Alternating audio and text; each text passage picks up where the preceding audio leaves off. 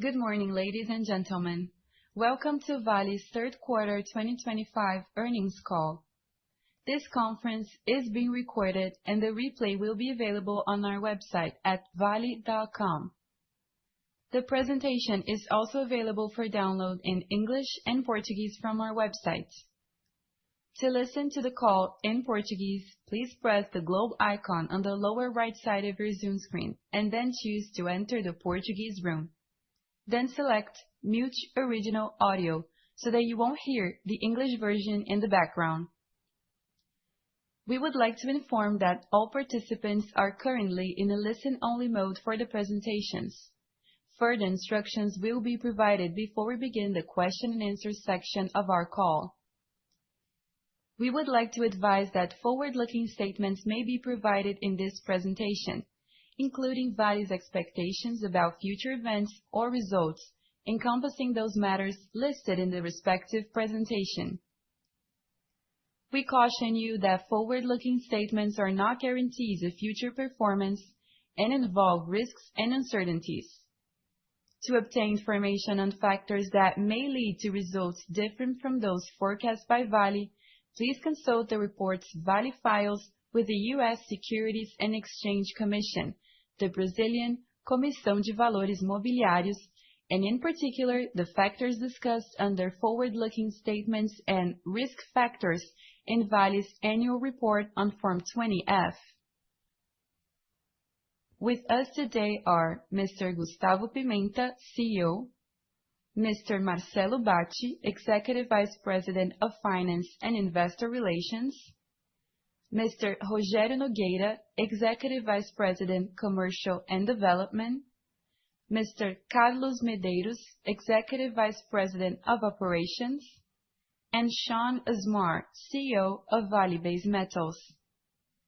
Now, I will turn the conference over to Mr. Gustavo Pimenta. Sir, you may now begin. Hello everyone, and welcome to Vale's third quarter 2025 conference call. I would like to start by highlighting how excited I am about what we are building at Vale. Our vision to become a trusted partner with the most competitive and resilient portfolio in the industry remains solid, and we continue to make significant progress towards this future. This quarter, we once again delivered solid operational and cost performance across the board, and we are on track to deliver all of our guidances for the year. We continue to advance our safety agenda, most notably by removing the last dam from emergency level 3, a significant milestone in our de-risking journey. Our key initiatives and growth projects are also moving forward as planned, reinforcing our long-term strategic focus and disciplined capital allocation approach.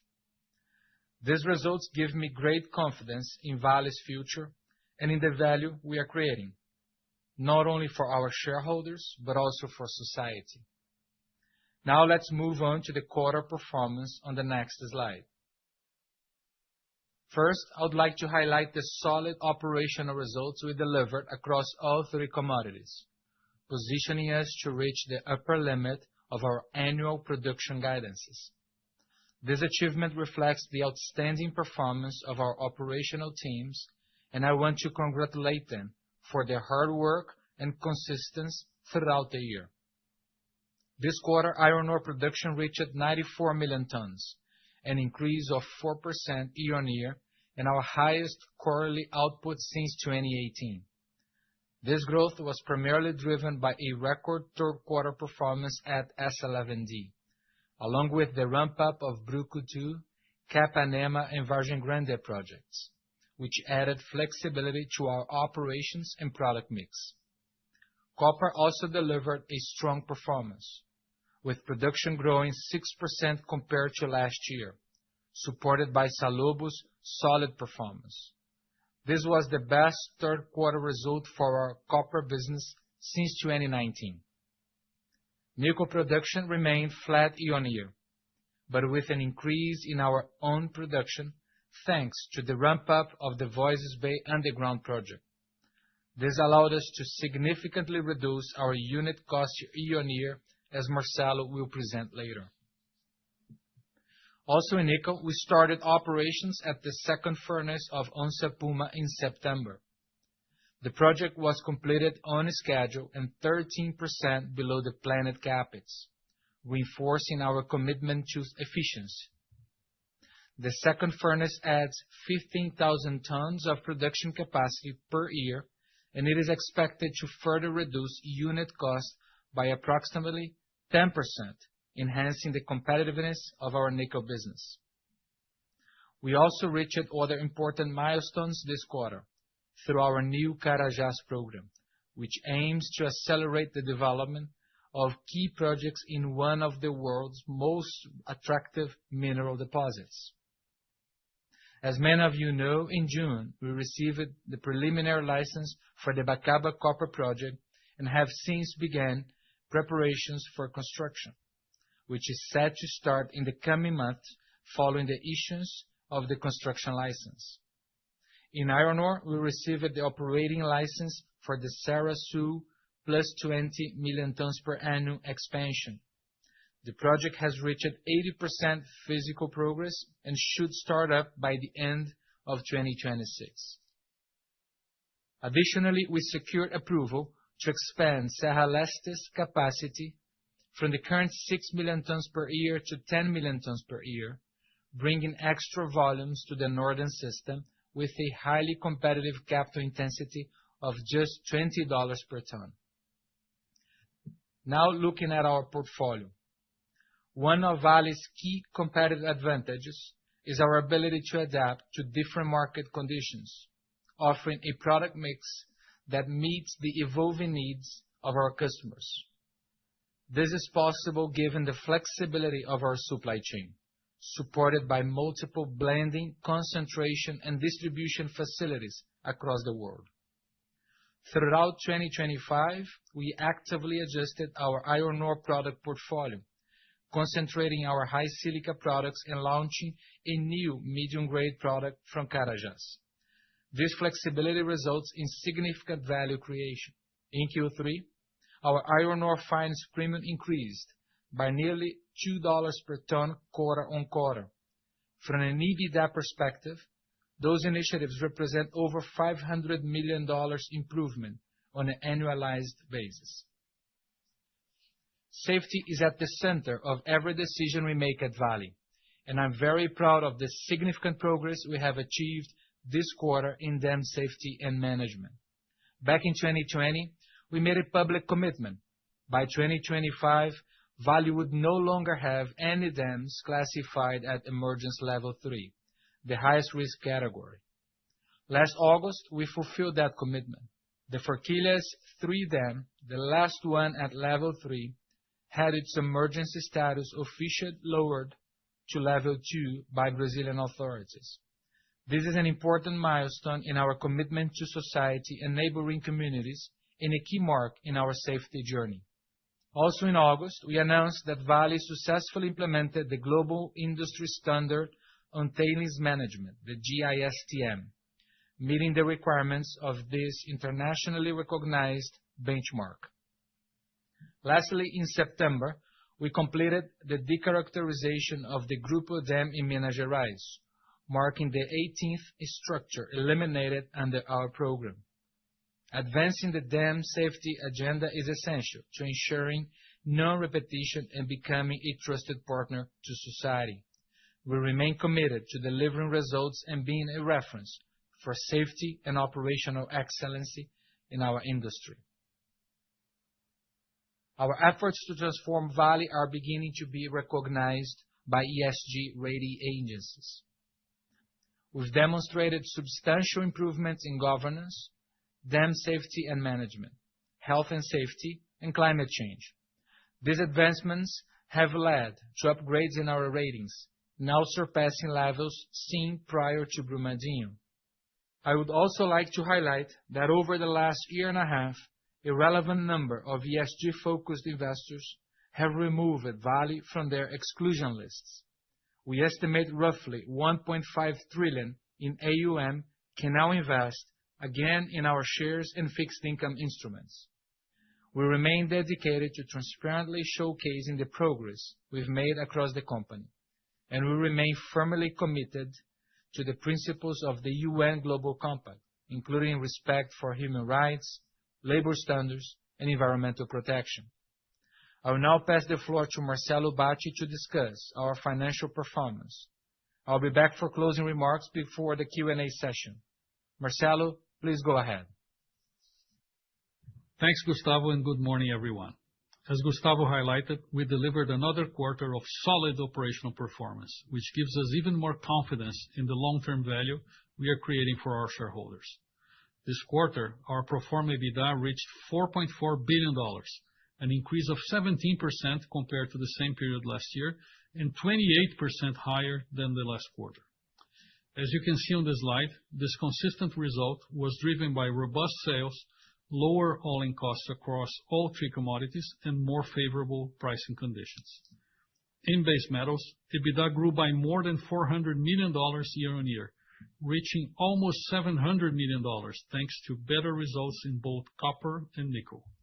In iron ore, EBITDA was close to $4 billion, an increase of almost $250 million, supported by higher realized prices and quality premiums, reflecting the success of our portfolio strategy. This improvement was also supported by the higher sales of iron ore fines, as I'll detail on the next slide. Our iron ore sales increased by 5% year-on-year, reaching 86 million tons, the highest level for a third quarter since 2018. This growth was driven by stronger production performance and solid demand for iron ore fines, with benchmark prices staying above $100 per ton for most of the quarter. This quarter, we built up around 4 million tons of inventory. It's important to highlight that this was mainly due to volumes in transit to our 20 distribution and concentrating facilities in Asia and Europe, supporting our portfolio strategy. We expect these inventories to be converted into sales over the coming quarters, helping us maximize the value generated by the business. Now, looking more closely at our cost performance, I'm very pleased to see that we are on the right track to meet our 2025 iron ore cost guidance. Iron ore all-in cost declined 4% year-on-year, supported by our portfolio strategy, which led our average iron ore fines quality premiums to increase by almost $2 per ton quarter-on-quarter and $3 per ton year-on-year. Our long-term affreightment strategy is also delivering excellent results, reducing cost volatility and coming in $5 per ton below spot freight rates to China during the period.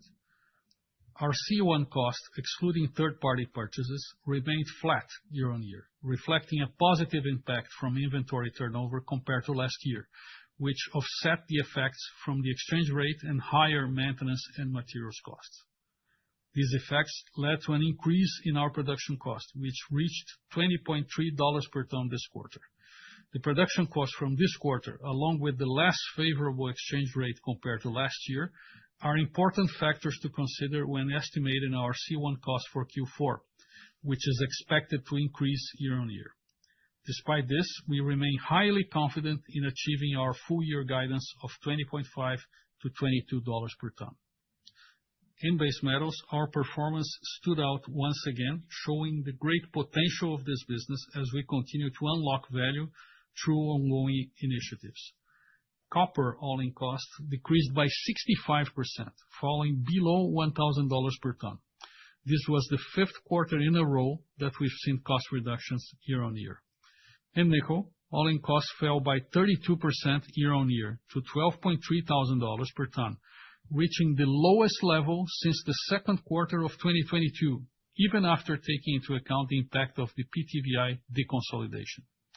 These improvements came from Vale Base Metals' consistent focus on efficiency initiatives, combined with higher byproduct revenues in our polymetallic sites, with gold being the main contributor. Because of the lower-than-expected costs so far this year and the favorable outlook for byproduct revenues, we are once again lowering our 2025 cost guidance. We now expect nickel all-in costs to be between $13,000 and $14,000 per ton, and copper all-in costs to be between $1,000 and $1,500 per ton. This continued cost improvements means an EBITDA increase of nearly $900 million compared to our expectations at the start of the year. Now let's move on to cash generation. Recurring free cash flow reached $1.6 billion in Q3, an increase of $1 billion year-on-year. This improvement was primarily driven by our solid EBITDA in the quarter and a reduced impact from negative working capital. Our total CapEx was $1.3 billion this quarter.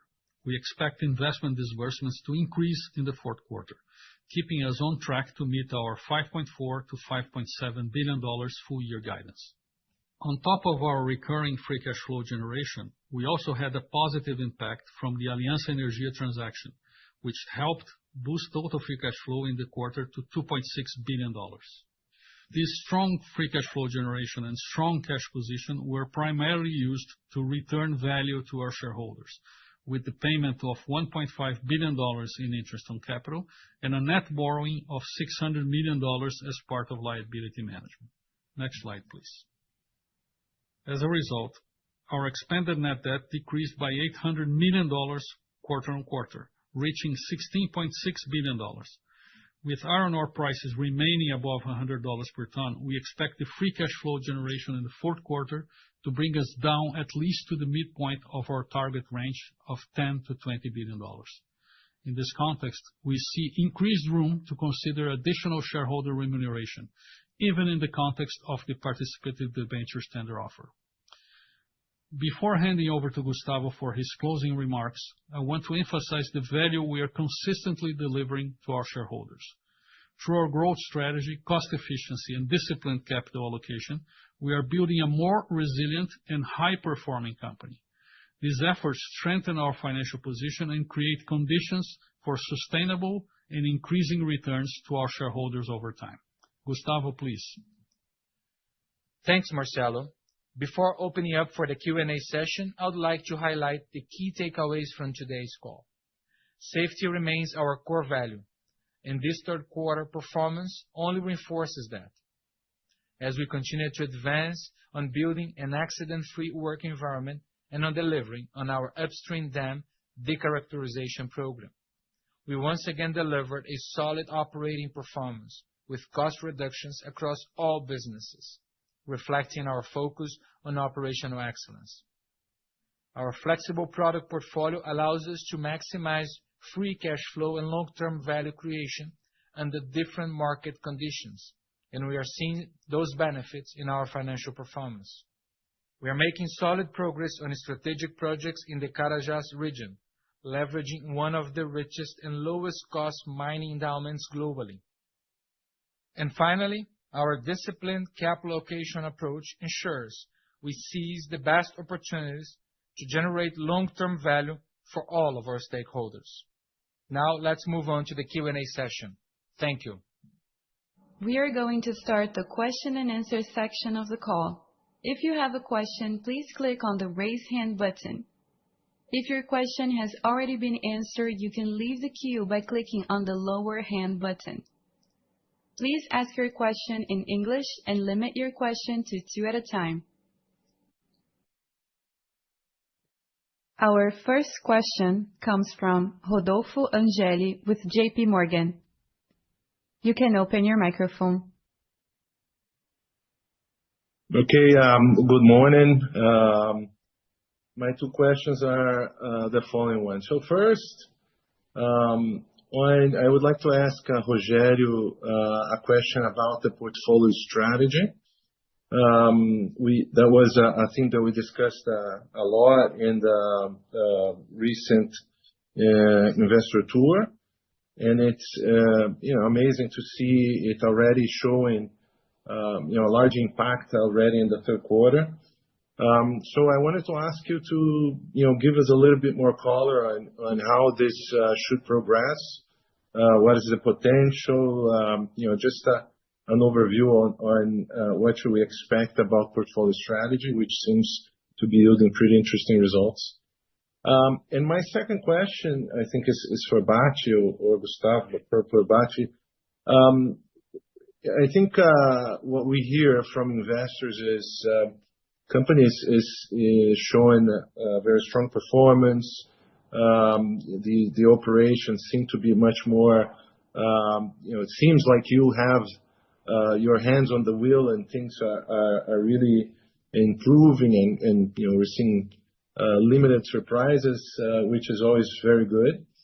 And when we see a quarter like this one, where the company generated over $2.6 billion in free cash flow, the question that I'm getting a lot from investors is, how should we think about dividends as one part of the capital allocation strategy going forward?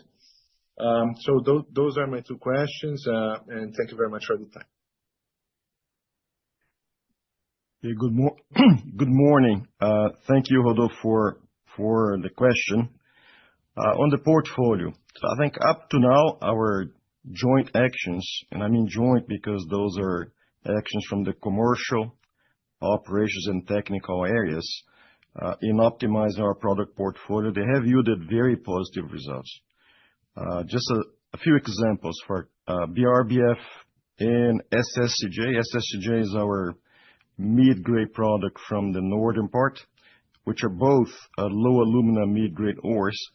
They have commanded very high premiums versus the index 62.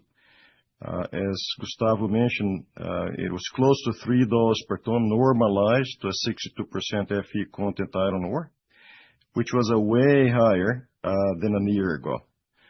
If you look into the third quarter of 2015, fine premiums reached $0.7 per ton, which is actually $2.6 per ton higher than the third quarter of 2024, and $1.8 per ton higher than the 2Q 2025. And this is, and I'd like to say that this is actually despite a relatively lower quality product mix.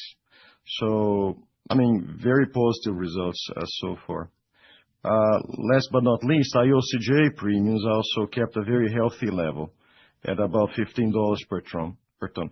Obviously driven by some good steel margins, but also by wiser product allocation. And we can talk more about it. But I think what I would like to reinforce is that we're very confident in our product portfolio. I think we see that IOCJ and BRBF will remain our core products with a strategic allocation to regions and clients who really require their unique properties.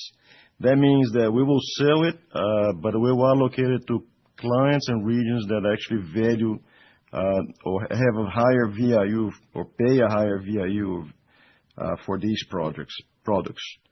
SSCJ, as I said, which is the mid-grade product from Carajás that we just introduced, has already achieved sales of about 30 million per ton, 30 million tons, and is becoming a global product with potential to further increase its sales in 2026. So as we look into 2026, we believe that our volumes of SSCJ will increase gradually.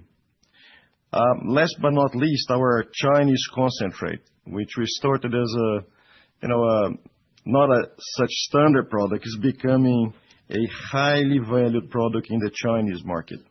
So this is very good news. This product is also commanding very good premiums in the Chinese market. I think the only other one is the pellets market that we have been talking about. 2025 has been a challenging year for pellets. We see 2026, 2027 as years that will gradually recover our pellet premiums, especially with the startup of new projects that will demand pellets. Mostly projects that are going to look into direct reduction, looking for decarbonization. And also with the Chinese exports cooling down a little bit, and which will add more demand for regions that need pellets. Look, I think we will keep proactively optimizing our portfolio solutions, not only based on market demand, but also on our mine plan possibilities, as we have been doing with the operations team. And we'll keep observing the market needs and our competitors' positioning so that we can define our best allocation, our best portfolio. Rodolfo, Gustavo here. Let me just add one thought here, and then I'll pass to Bacci to cover the capital allocation. But I think what you are seeing in the market is that one thing we've been sharing with investors is the enormous flexibility that Vale has in its portfolio, right? I think nobody in the industry has that flexibility. We've talked about 20 blending facilities across the globe, several concentration facilities. So that allows us to put into the market what our client needs at the right time. And I think this more dynamic product allocation and development that we've been able to show just reinforces the enormous competitive advantage that we have to play along the cycle. So I'm very happy with the outcome, and I think we'll be able to capture even greater value as we move forward. So to your second question, I'll ask Bacci to cover. Thank you, Gustavo, and thank you, Rodolfo, for the question. As you mentioned, Rodolfo, the stability of the company and the stability of the market are creating better conditions for us to think about extraordinary dividends for the coming months. As I said during the presentation, the price is above $100 on a consistent way, plus the operational performance are creating a very nice cash flow position for us, which is better than we expected at the beginning of the year, plus the positive performance coming from the base metals business. So we cannot anticipate the decision right now because there is still a few things to happen, but it is likely that we have extraordinary dividends announced in the coming months. Thank you. Our next question comes from Rafael Barcellos with Bradesco BBI. Hello, good morning, and thanks for taking my questions. So as a first question, are there any plans to revise the offering structure of the participating debentures announced in early October? I mean, any updates you could share on that front? And that said, maybe connecting with this Bacci's speech on the dividends, I mean, what would be the implication or the implications for Vale's dividend payouts, particularly, of course, for extraordinary dividends? And as a second question, first, Gustavo, congratulations for the results that you have been delivering on the copper side. And that said, are there any plans or ways that you believe that Vale could accelerate or speed up the growth initiatives in the copper business? Thank you. Thank you, Rafael. This is Marcelo speaking. On the participative debentures, I guess, we have to first, the offer is to be concluded today. And this offer has been unique. It's the only one that we have ever done since the issuance of those debentures 28 years ago. And I would like to stress out that the executive committee does not expect to make another movement like this in the foreseeable future. We also believe that the price that we're offering is quite reasonable and above the fair value that we believe we have, with a 15% premium compared to the price before announcement. So if we consider our production volume guidances, the offer price of 42 reais implies an iron ore price of $100 per ton, around $100 per ton in the long term. So we think it's a very interesting offer to the holders. And of course, if you believe prices are to be above $100 per ton, probably positioning in the shares is a better deal. So I think we are not considering any change to the offer, especially because at this point it is about to be closed today. Oh, and Rafael, for a question, I will pass to Sean. I think he'll be able to provide more color. What I can say is based on everything I've been hearing from the team, from Sean and the Exco of VBM, is that the more we look into the growth opportunities in Carajás, the more excited we are. So this is something hopefully at Vale they will be able to talk more about it, give you concrete examples. But let me bring Sean to the debate here. I think he'll be able to share more details with you. Thanks, Gustavo, and thanks for the question, Rafael. I think the short answer is, we will cover more of this, as Gustavo says, in Vale Day. But really, we've fundamentally focused on two things right now to do exactly what you're saying. The first one is you're seeing the industry, I think, on track this year to under-deliver against the original expectations with a series of issues by about 6%. And the issue for us is just get the basics right in our existing operations. So you've seen our quarter. I did guide in Q2 that this was expected in both our segments to actually be our weakest quarter with planned maintenance, like it's Sossego. And despite that, we've seen our operators do incredible work, and we're on track, particularly at Salobo, for record performance. And I think we're looking at Sossego, a mature asset, for the best operating performance, which is tough for an older asset in certainly 5 years, which is exactly what we need as a baseline. The other thing then goes down to capital allocation and the project growth pipeline, specifically in Para. And here, we're not waiting for an annual timeframe. We've taken, we discussed this a bit during LME Week. Historically, 2024, for example, we do about 20,000 meters of drilling in the district. And this year alone, we've dynamically reallocated our R&D spend. We've tripled our drilling this year. And we'll share more on what we're finding, but it's incredibly exciting. So it creates this very dynamic question about drilling drill results, the endowments, and how do we actually optimize not only to accelerate, but to see what we can do to increase volumes over and above what we thought was conceivable. We're very careful to make sure that we don't make the mistakes I think you see in the sector more broadly, which is get over-enthusiastic. We have to ground this in delivery. But I think, as Gustavo said in his opening remarks, first cab off the rank is Bacaba. We've worked with the government to be able to accelerate ahead of getting our work. So we hit the weather window here on early works on the bridge, which is critical path. They're about 14% ahead of plan currently. We hope to get that soon, and we'll obviously communicate with the market soon. But we are set up there for lower capital intensity and to do that faster.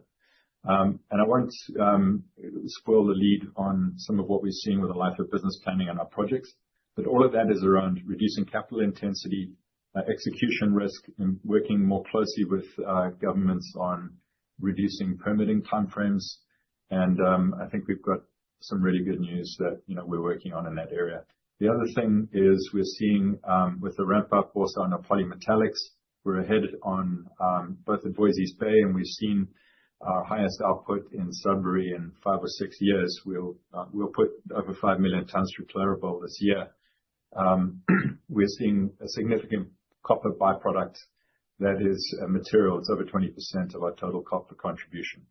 So that is a significant contribution to that business segment's all-in cost improvements as well. Rafael, this is Marcelo again. I forgot to mention about the question on the effect of the buyback of the debentures on a potential dividend payment. I would say that at this point, there is no effect or a minor effect. So this would not change our strategy in relation to dividends.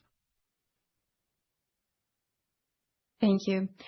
Our next question comes from Leonardo Correa with BTG. You can open your microphone. Okay, yeah. Good morning, everyone. Thank you. So a couple of things on my side.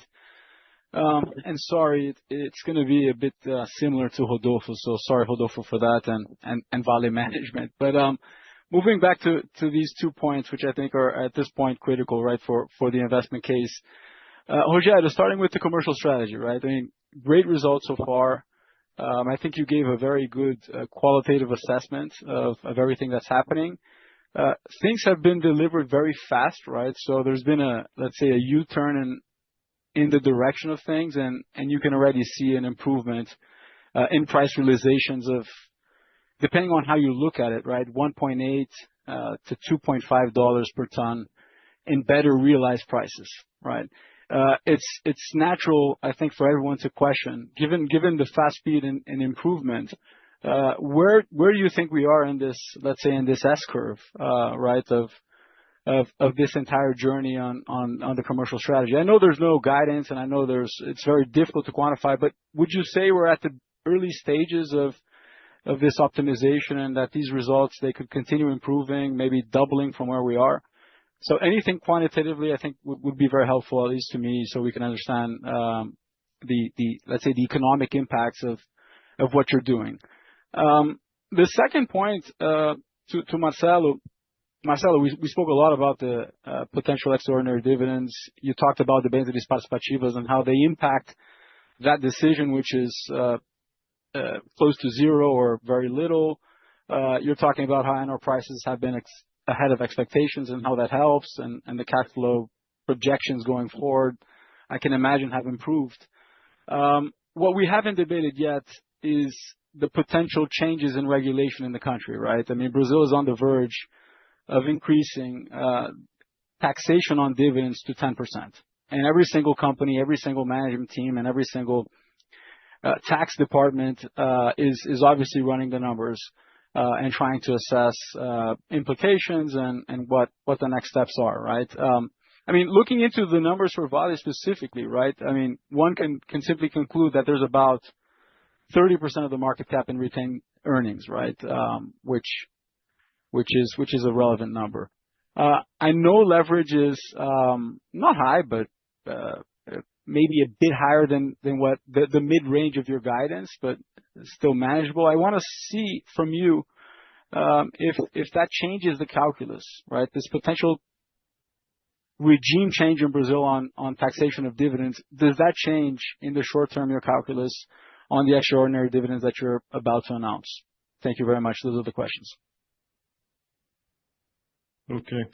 Well, no, thank you very much. This is a very, very fair question. Let me break it down in two steps. First, let me give you a view of what we're doing, and then I'll give you an idea of the potential impact, okay? So what we have been doing is that we keep proactively optimizing our portfolio solutions.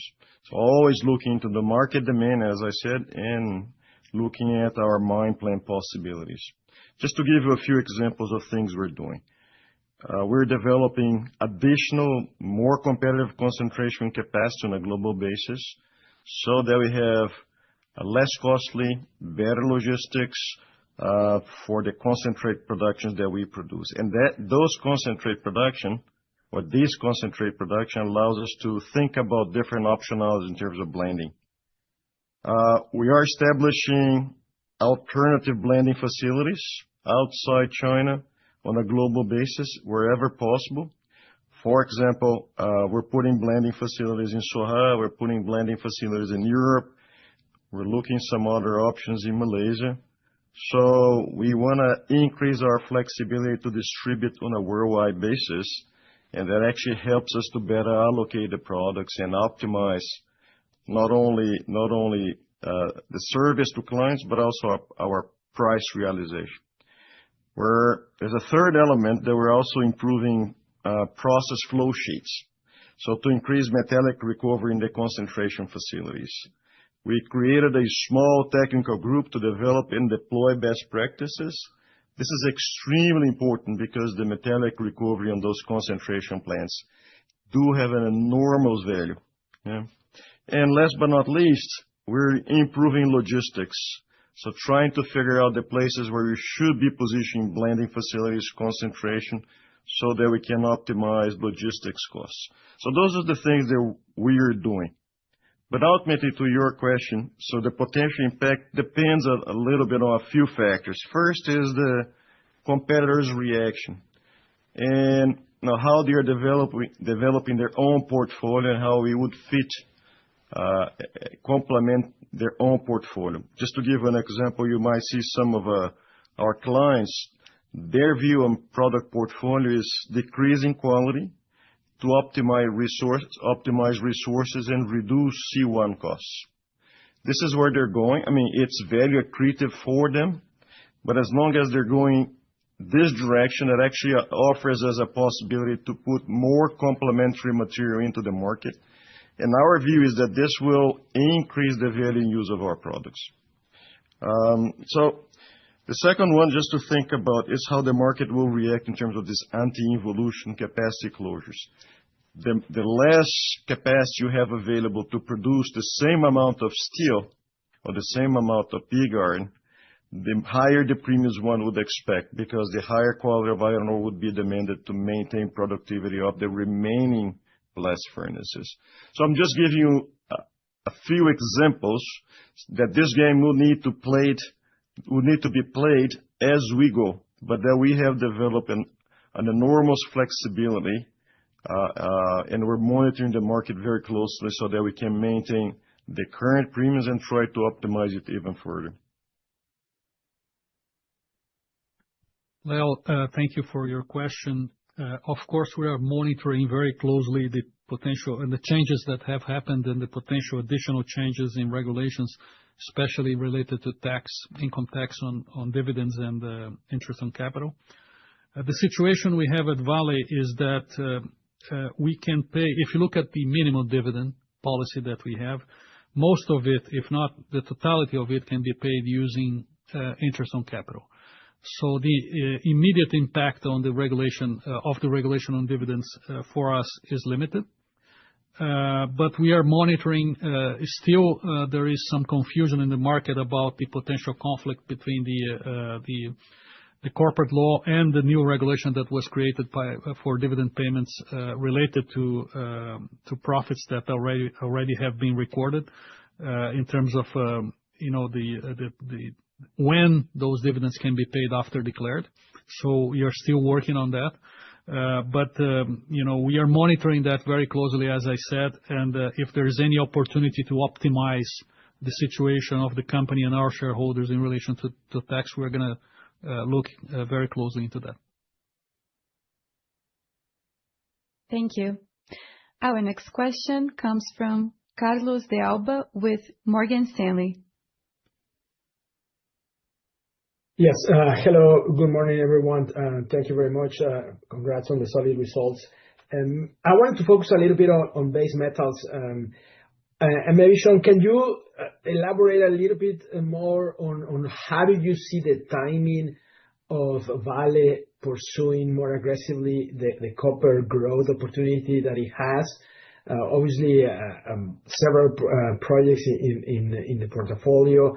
How do you see the sequence of those? When can we start to see the board, maybe management presenting the projects for board approval, and then hopefully start on the path of expanding that copper output? And then my second question, also on base metals, would be if you can share maybe some color as to how the cash cost without byproducts or before byproducts in base metals has performed. Obviously, kudos to the company and to you on the lower all-in cost guidance, but those definitely were influenced by strong byproducts, which they count. We'll take them. But just if you can share some light on how the cost performance has been before byproduct benefits.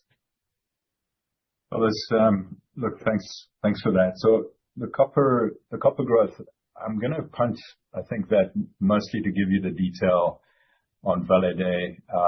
As much as I'm chomping at the bit to share it with you now, I can just say we've fundamentally redesigned our life of business planning this year, and very much with an eye to exactly the dynamics you've mentioned. So, we are prioritizing, as I said earlier, dynamically capital to copper in Para specifically on R&D spend. And the constraint that we have on copper growth is not throwing more money at that. I just want to be clear, like our plans currently, we are fully self-funded through our planning horizon, mostly through, not just, as you said, byproduct credits, but really fundamentally through our entire business restructuring, our capital intensity, reducing our working capital, and fundamentally reducing our overhead and our costs in this business, the things that we control.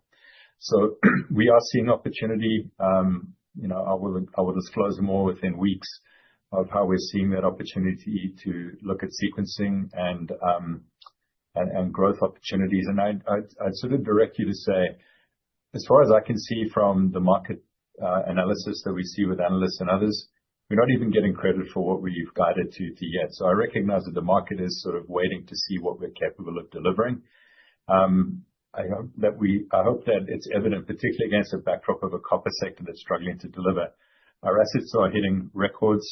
We have to get that done fundamentally to earn, frankly, the right from Vale and Manara for further capital, and we're delivering that.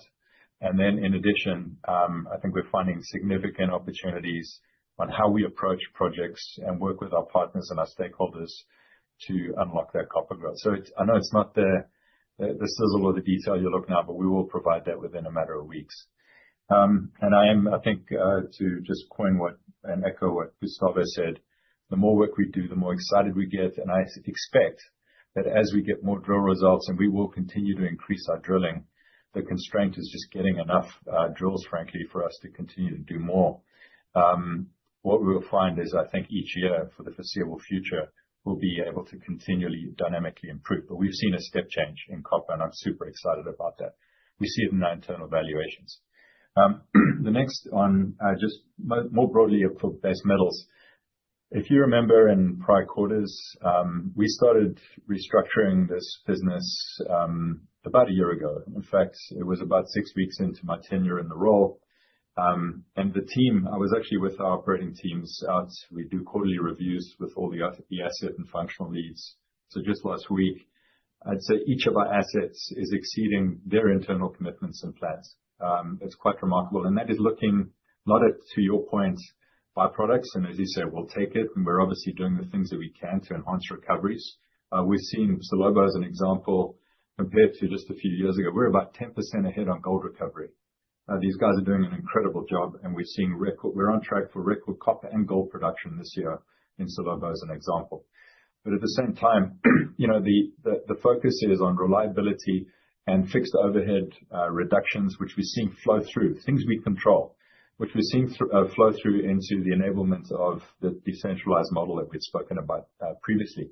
And that is manifesting in things like Sossego within a matter of months, a controllable 40% reduction in unit mining cost with changes in practices and engaging that workforce. We're seeing fixed cost dilution in practically all our operations, specifically the work that has been done in Voisey's, where they're now about 20% ahead. And that has enabled Long Harbour in the first time in its 11-year history within a period of months to actually be achieving its design capacity. It's never done that before. And they're doing that through enhanced availability, reliability of the equipment specifically, but significant cost control and being able to drive that through and enhance productivities. And we've still got a long way to go, I'd say, for the business as a whole. We've done well, but we've got more opportunity to achieve benchmark productivities. Sudbury, I mentioned earlier, is with the 5 mines, has achieved significant improvements, and they've done it safely. We've had about a 40% improvement in TRIFR. We, as you heard in the opening remarks, celebrated in September, bringing the Onça Puma Furnace 2 on, about 13% or so under budget and on time.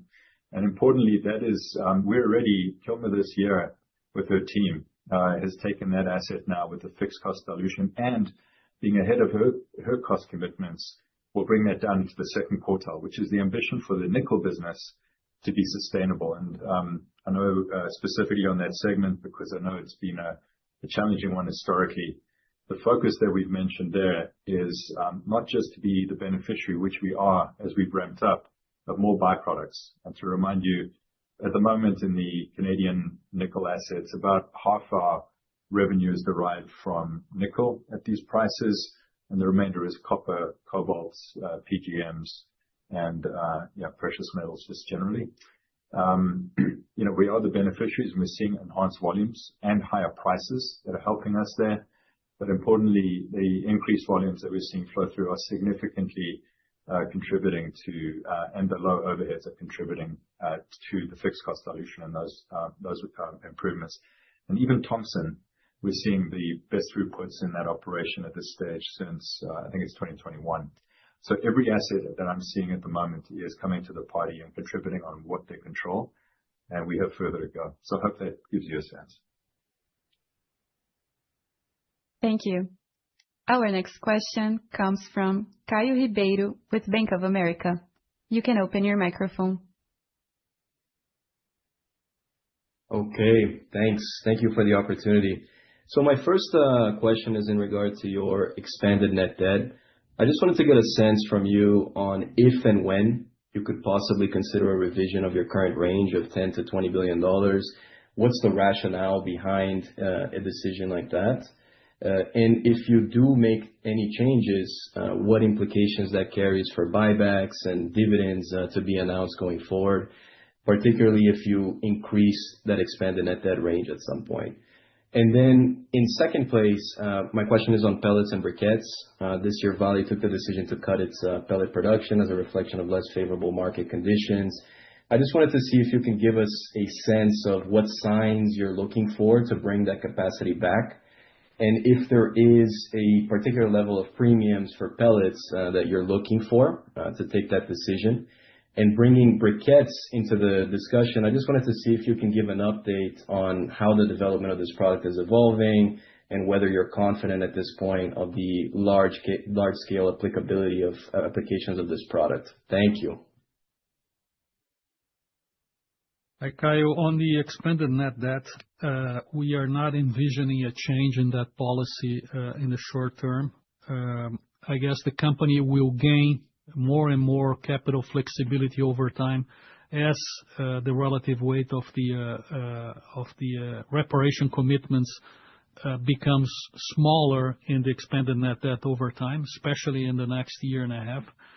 So a few months from now, we're going to be in a position where the difference between the financial net debt and the expanded net debt will be lower and lower. And at some point, we're going to have to review the concept. But for the time being, we believe that both the concept and the range are adequate to our reality. Caio, thanks for the question. In terms of pellets, there has been a decrease in demand, at least up until the end of the year. So steel mills outside China, they're operating at lower capacity utilization, primarily due to competition from imported steel from China. And with that, there's a less need for blast furnace productivity, what impacts negatively blast furnace pellet demand. So that's the scenario that we're facing. Also, we have had some additional increase in supply coming from Samarco and from LKAB. The way we see it is the medium term, as of end of 2026, 2027, there's going to be a significant increase in demand, especially driven by electric arc furnaces, which are coupled with direct reduction furnaces. So only in Europe, you have many projects ongoing, like all the German companies from Hogesa, Thyssen, Salzgitter. You have Austria with Wüst, you name it. You have in Mexico, you have Ternium, Pesquería. So the amount of the demand for pellets over time is going to increase gradually. Also, some in the U.S. But the point is, we don't have a target for pellet premiums to open up plants and continue to increase volumes. I mean, we'll react to the market on a continuous basis. So we'll bring volumes to the market as we see fit. But our expectation for the years to come is actually very positive. We need just to overcome this sort of this point in time where China is exporting significantly and hurting steel mills, blast furnaces around the globe. In terms of briquettes and briquettes development, we are extremely confident. I think we have two kinds of briquettes. One for blast furnace, which we have a few blast furnaces which are already operating at very high participation of briquettes in their burden mix. In some cases, even 100% with very good performance in terms of productivity, in terms of fuel consumption. And our challenge now is actually to prove it for direct reduction. We're running some industrial trials by the end of this year, beginning of next year, and our expectation is extremely positive. We should be able to give you a better view of the results of this test or these industrial trials in the next call. Thank you. Our next question comes from Daniel Sasson with Itaú BBA. You can open your microphone.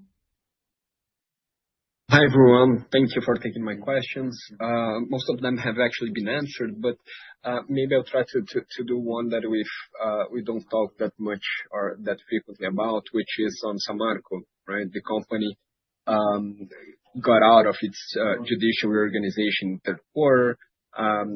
For those that have been following the story for a long time, I think, and correct me if you think I'm wrong, but investors in general have kind of zeroed the dividends received that could be received by Vale from Samarco. And then right after the dam burst happened, and then Vale started to disclose the potential contributions to the Renova Foundation and so on and so forth.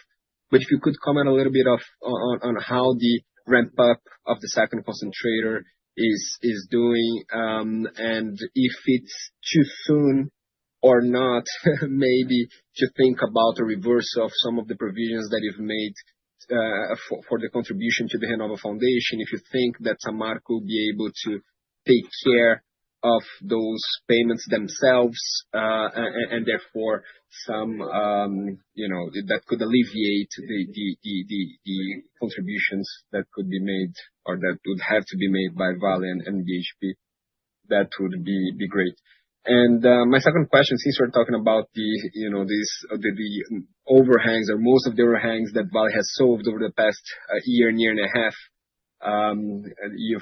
you've gone a long way. If you have any updates on the legal case ongoing in the United Kingdom, if we've had any developments there, that would be great. Those are my questions. Thank you so much.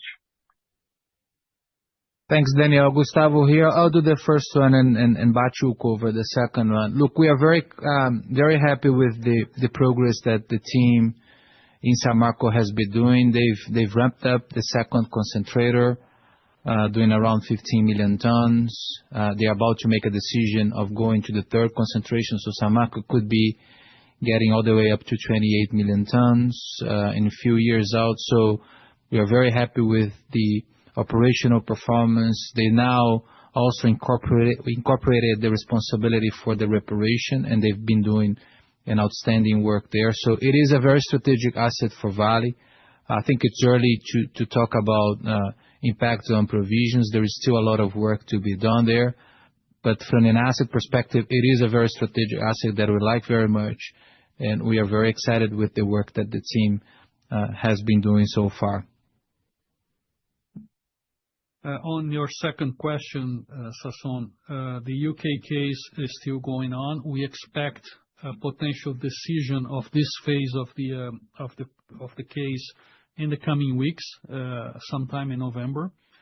That could mean the end of the process if we win, or actually not we, but technically BHP, but we share any consequences with BHP. But if BHP prevails, that would end the process. If not, that would lead the process to another phase that will take a few years in order to quantify the potential losses of the claimants. Important to mention that some of the claimants that were initially part of the lawsuit in the UK have decided to join the Brazil Agreement, which we believe is the main means to compensate the impacted people. So out of the more than 300,000 individuals that joined the Brazil Agreement, half of those at least were part of the UK agreement. So they decided to give up on the UK in order to join the Brazil Agreement, and they have been also already paid in Brazil.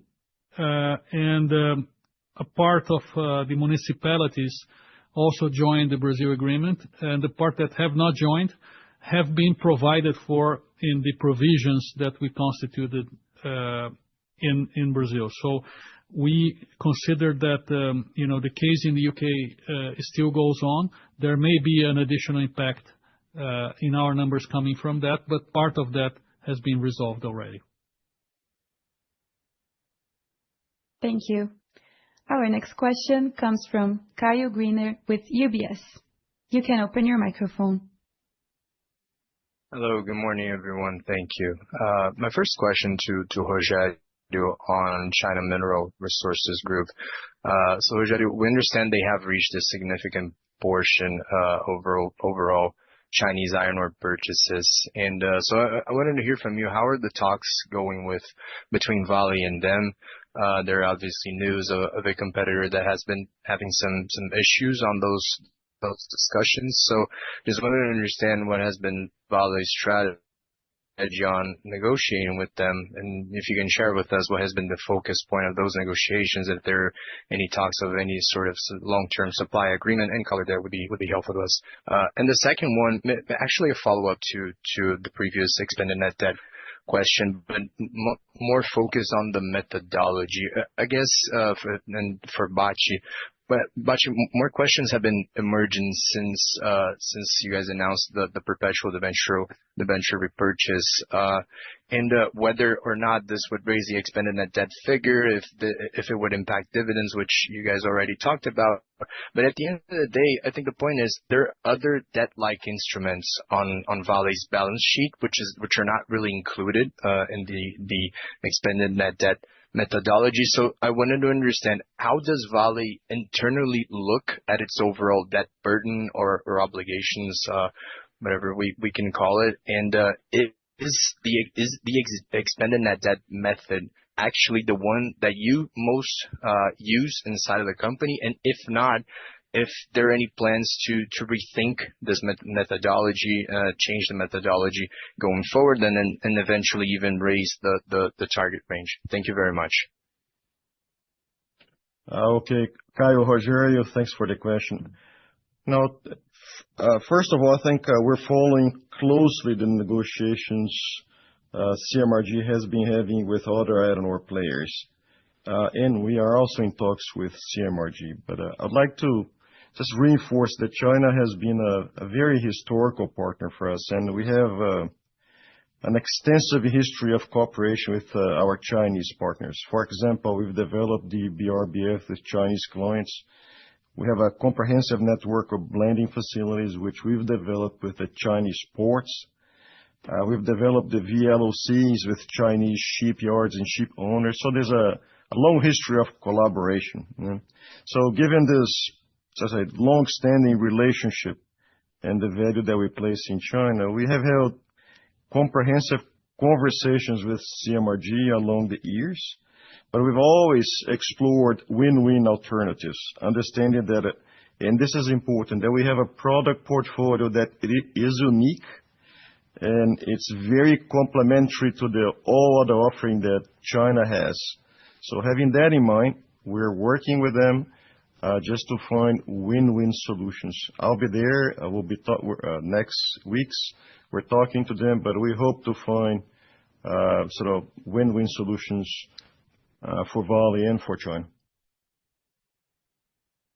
Caio, on the expanded net debt, it is indeed the indicator that we use internally for the evaluation of our capital structure. We do have the participation debentures as an additional instrument that is not included in the net debt concept, but that's because of the nature of that instrument. That is a perpetual instrument where we have the net present value of that recorded as a liability, but as a non-financial liability in our balance sheet. So it is an obligation anyway that will have to be paid in terms of the interest or the semi-annual interest that we pay, but the principal amount is recorded in another balance sheet line.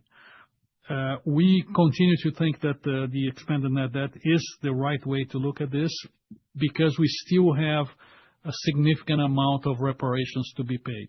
As I said, during 26 and 27, a very important part of those payments will have to be performed.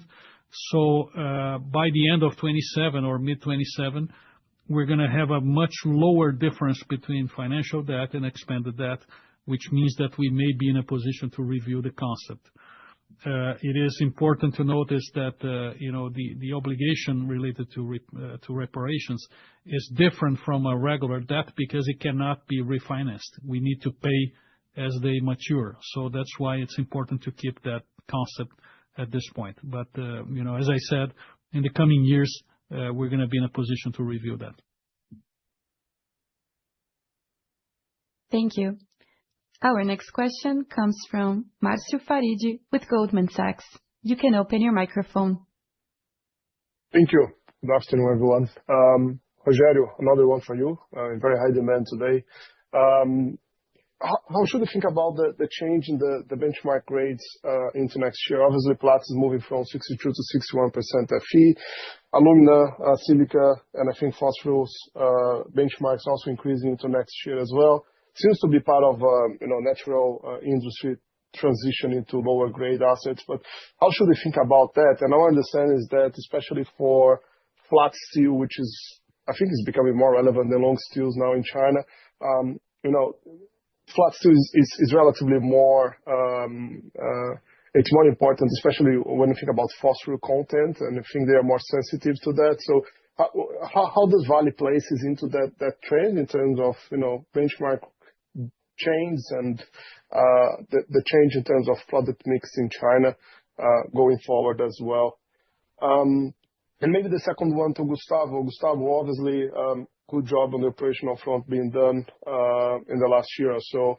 I think you've been talking on the media, and you've mentioned that you Vale have regained the first spot in terms of the largest iron ore producer potentially this year, but with higher confidence next year. So it's great.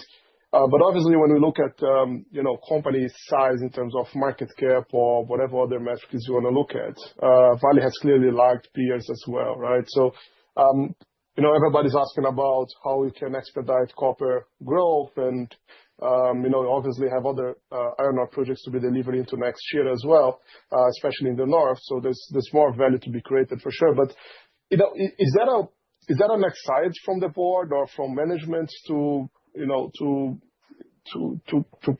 catch up to that lag? I mean, when we look at Vale's ranking on a global scale, it's lost some position, right? So is that an exercise there, or it's just it is what it is, and you keep doing what you have in terms of internal endowment? That's obviously another way to ask about M&A or any other ways to grow the business in a faster mode. Thank you. Mark, to begin with the benchmark, with the PRAs. This is a very good question. Indeed, there's a bit of uncertainty right now, as most of our competitors are moving their product grades more towards a 61%, such as the Pilbara Blend at 60.8. The agencies are discussing about migrating from the index 62 to an index 61. At this point in time, they're going to be publishing a value differential between the index 62 and the index 61. But probably down the road, the prevailing index will be a 61.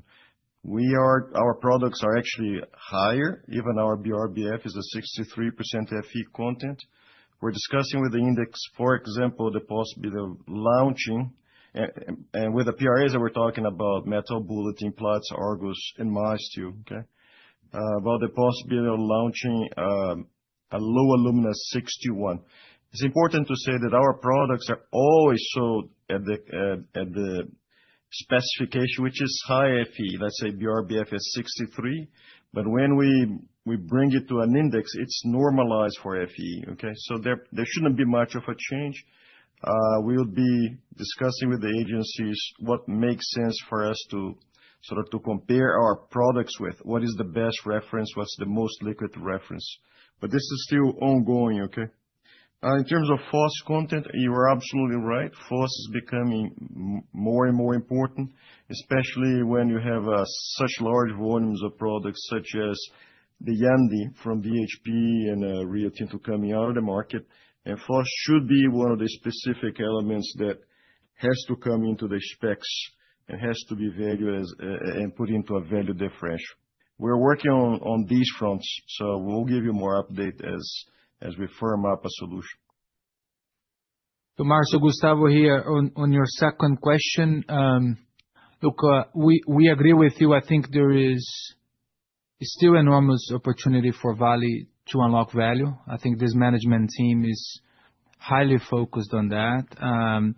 Despite some of the re-rate we had recently, we still believe there is a lot of opportunities for us to continue to advance and regain our position in the market from the market cap standpoint. That's what we are working on, and this is the legacy we want to leave, be very focused on value creation as we go along.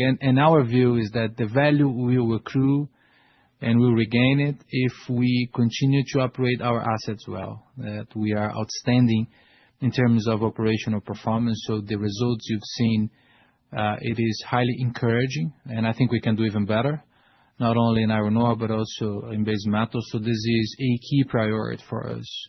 In this industry, this is one of the most important things that you have to master.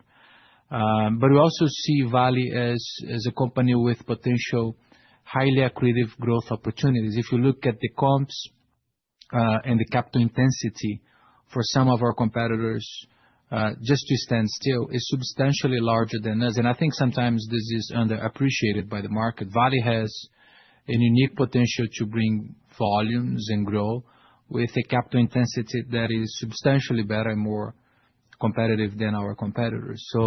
If a few years out, we are doing 360 million tons of iron ore with the right mix of assets, lower cost, this is going to be for sure the most competitive iron ore platform in the world. I have no doubt about it. I'm feeling more comfortable that we'll be able to get to that future. If we can double the size of copper and tomorrow do 700 kilotons, not 350, leverage the endowment, another unique advantage of Vale, the endowment that we have. We don't have to go to other places. M&A, yes, a lot of people are doing M&A, but we don't need to do. We do have the resources here. It may take a little longer, but remember, we are very focused on value creation here. I'd rather take a little more time, but develop the right projects with the right level of returns and grow consistently, because I think that's what it's going to, in the few years out, create sustainable value for our shareholders. That's what this team is very focused on. I think it's in our hands to deliver. Thank you. This concludes today's question and answer session. I would now like to close the conference.